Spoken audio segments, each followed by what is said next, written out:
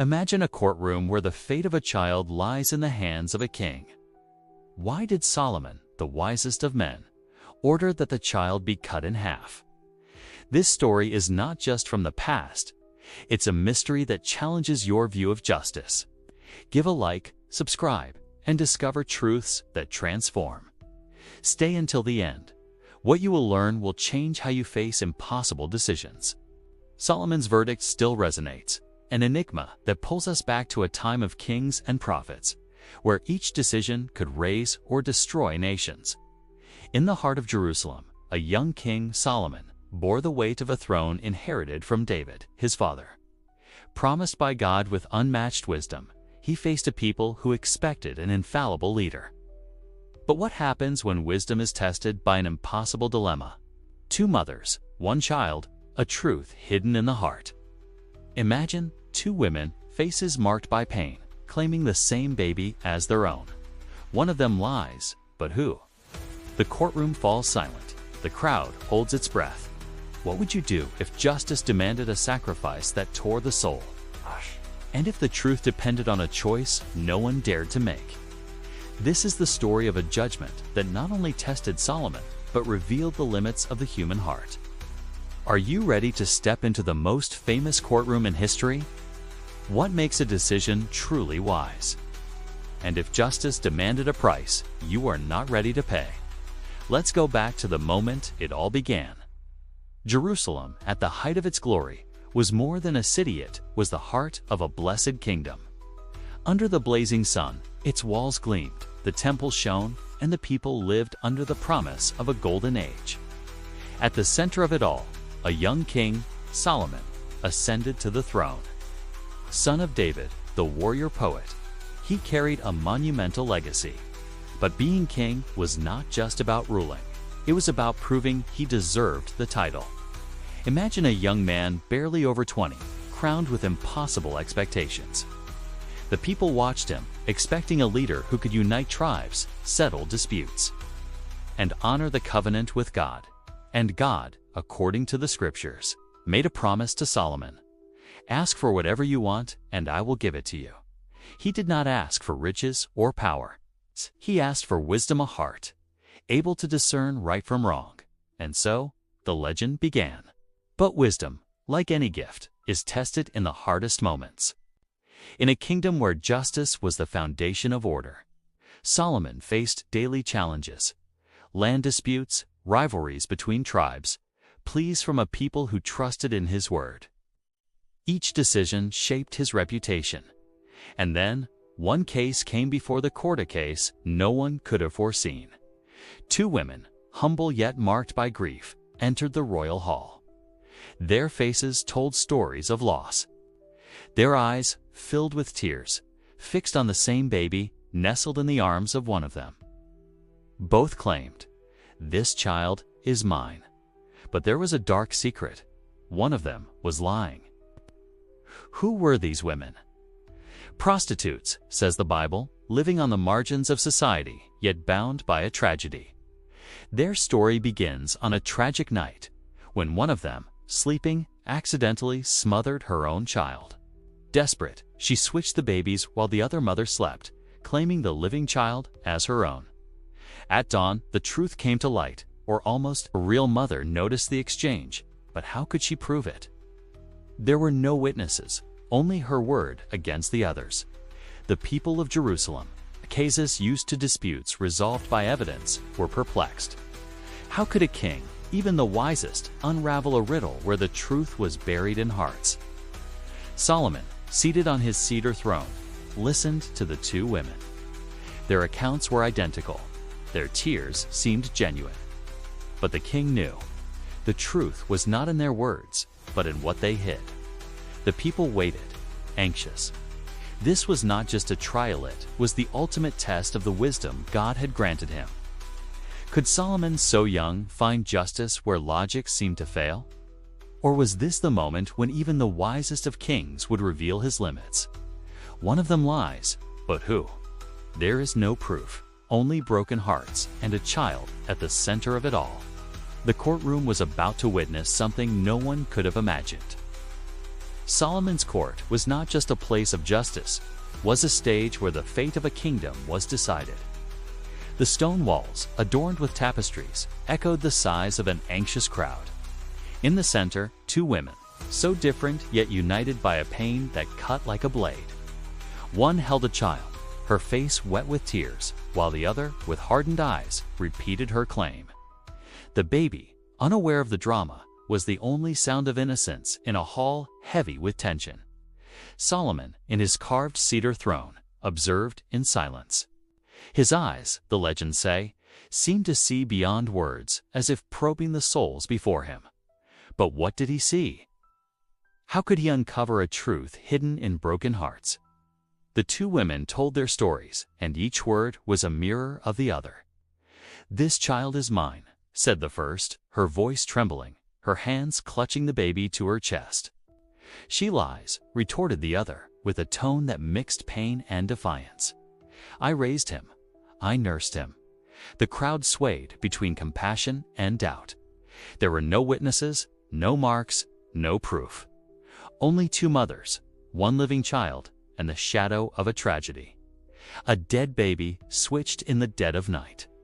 The people of Jerusalem, accustomed to David's judgments, expected logic, evidence.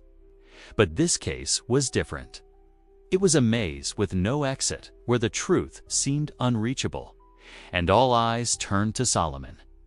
Would this be the moment when the young king displayed the wisdom promised by God? Or was he just human, bound by the same limitations as any other? Solomon raised his hand, and the hall fell into absolute silence.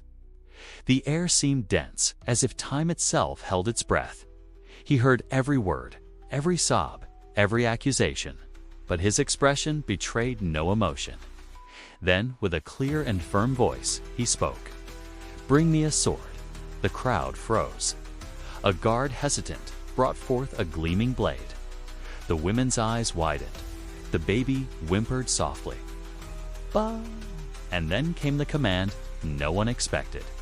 "Cut the child in half. Give half to each." A collective gasp of shock swept through the courtroom. Cut a child in two. How could the wisest king in history order something so cruel? Whispers of disbelief spread, some questioning if Solomon had lost his mind. Others, however, noticed something in the king's eyes, a glimmer, perhaps, of one who knew more than he revealed. The two women, now the center of all eyes, seemed petrified. The one holding the child clutched it even tighter, as if she could protect it from its fate. The other, her face rigid, remained silent. What was Solomon doing? Was this the test of his wisdom, or a mistake that would stain his reign? The crowd, torn between fear and fascination, waited. No one dared to speak. No one dared to predict. For in that moment, the courtroom was not just a place of judgment, it was a mirror of the human soul, where truth, justice, and sacrifice clashed in a brutal confrontation. And Solomon, with his impossible order, had placed everyone, including himself, on the edge of an abyss. The answer lay in the hands of the mother's hand, in the heart of Solomon. The silence in the courtroom was deafening. Solomon's order cut the child in half, hung like a storm, freezing everyone present. The astonished crowd fixed their eyes on the two women, whose lives now depended on their next reaction. The guard, sword raised, hesitated, as if he himself questioned the sanity of the king. But Solomon, seated on his throne, remained impassive, his eyes fixed on the mothers. Like a sculptor studying the stone before the final strike, he was not just a judge. He was a master of the human heart, and in that moment, the courtroom was his chessboard. The truth, hidden in the recesses of the soul, was about to be revealed. But how? How could such a cruel order bring justice? The woman holding the child was the first to react. Her arms trembled, clutching the baby to her chest, as if she could protect it from its fate. "No," she cried, her voice tearing through the silence. "Please, my lord, do not kill my son. Give him to her, but let him live." Her words were a lament, a desperate plea that echoed through the stone walls. Tears streamed down her face, and her body bent forward, as if offering her own life in exchange. The crowd moved, murmured, some wiping their eyes. But the other woman, she remained stiff, her face hardened, her lips pressed tightly together. "Cut him in two," she said, with a coldness that made the hall shudder. "If he's not mine, let him be no one's."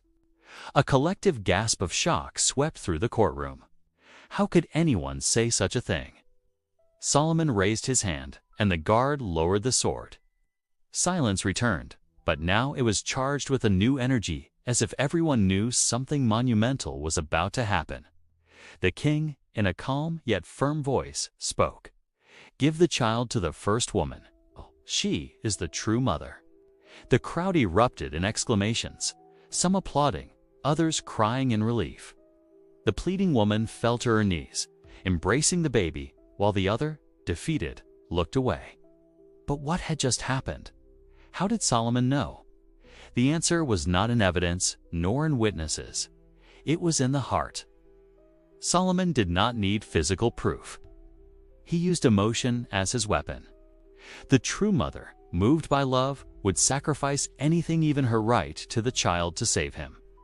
The impostor, consumed by jealousy, revealed her indifference. Solomon's genius was not in his cruelty, but in his cunning.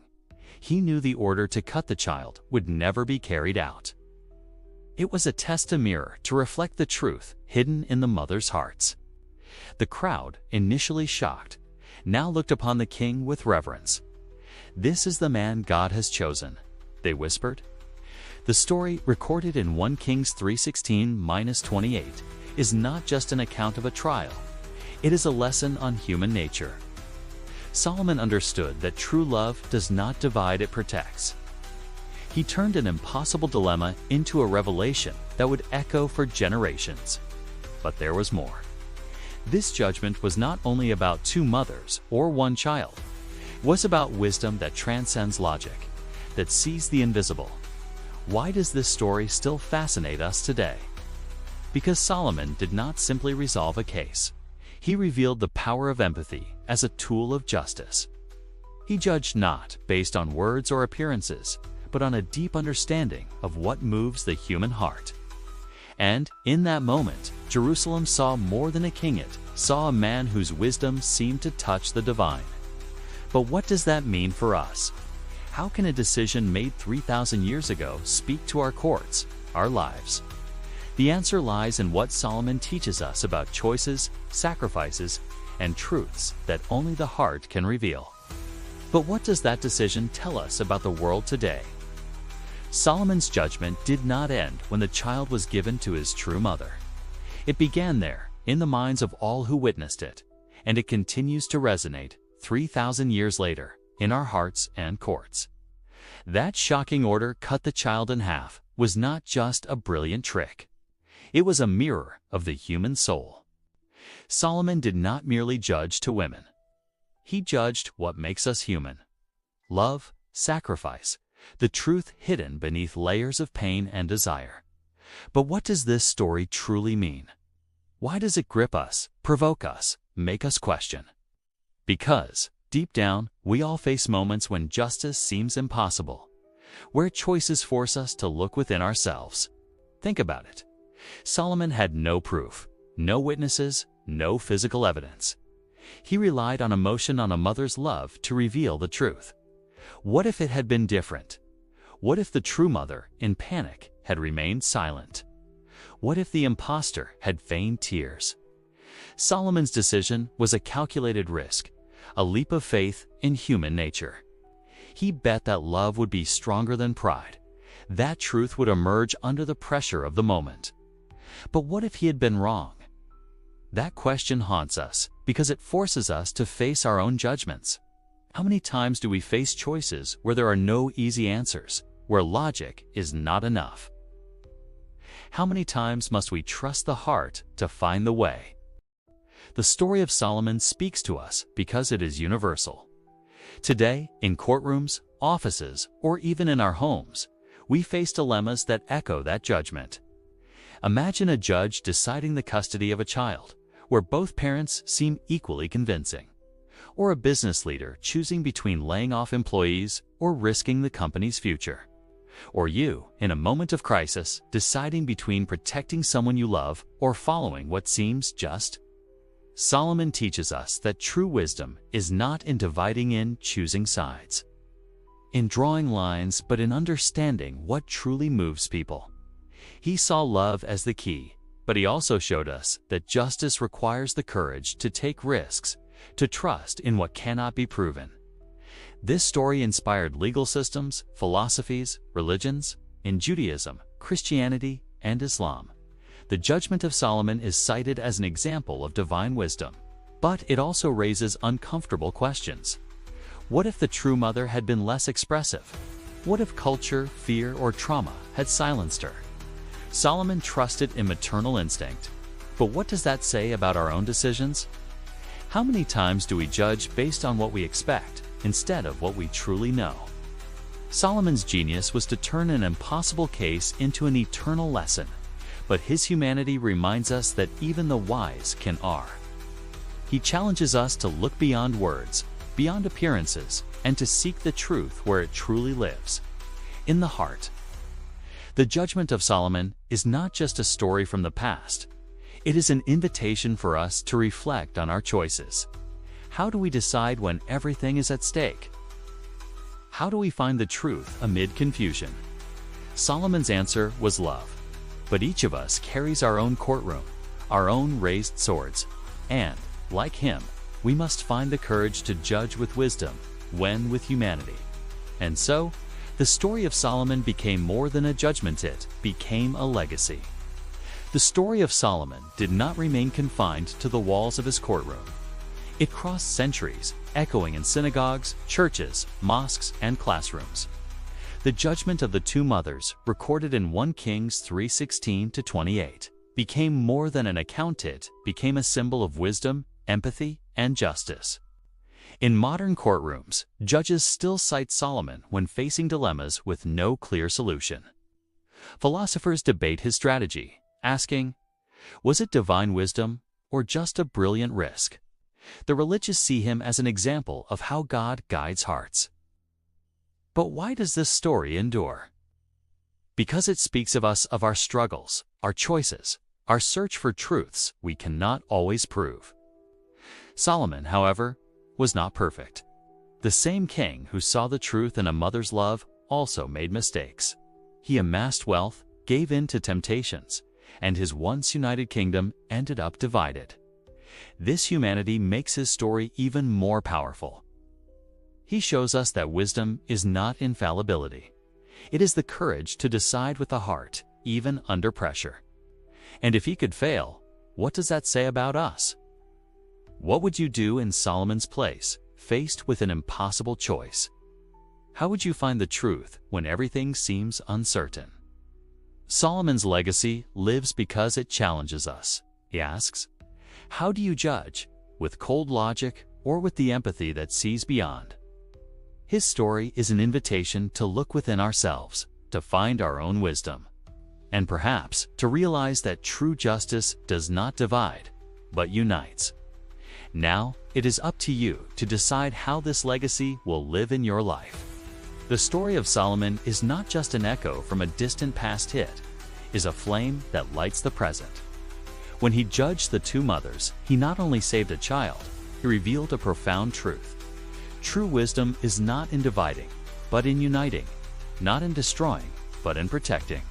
That shocking order cut the child in half was a test, but also an invitation. An invitation to look beyond the obvious, to see the heart behind the words, to find justice where it seems impossible. And now, this story looks to you. What will you do with it?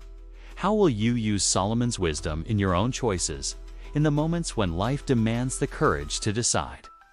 Solomon teaches us that justice begins in the heart. Whether in a courtroom, in a difficult conversation, or in a moment of silence with yourself, your choices shape the world around you. Do not let this story be only a memory of ancient Jerusalem. Make it a guide for the future. Ask yourself, how can I unite instead of divide? How can I hear what the heart says when logic is not enough? Solomon's wisdom lives in each of us, waiting to be awakened. So, what will you do with it? Do not wait for the next dilemma to decide. Start now. Reflect, choose, and act with courage. If this story touched you, share it with someone who needs to hear it, a friend, a family member, someone facing a difficult choice. And don't stop there. Sign up now to dive into more stories that challenge, inspire, and transform.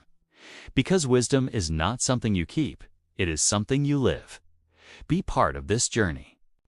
Let Solomon guide you, not only today, but in every decision that will shape your tomorrow.